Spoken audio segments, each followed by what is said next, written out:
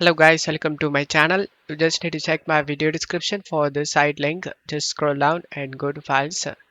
Depends on the mod you need. You just need to select the manual download option and it will start downloading.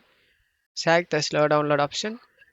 And if you are new to this site, then you will be redirected to login page. You just need to log into this site guys. If you doesn't have an account, then select the register option and create a new account.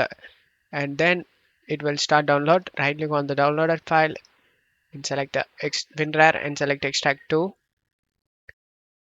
After the extract done, open it and make it left. On right side, you just need to navigate to the game folder.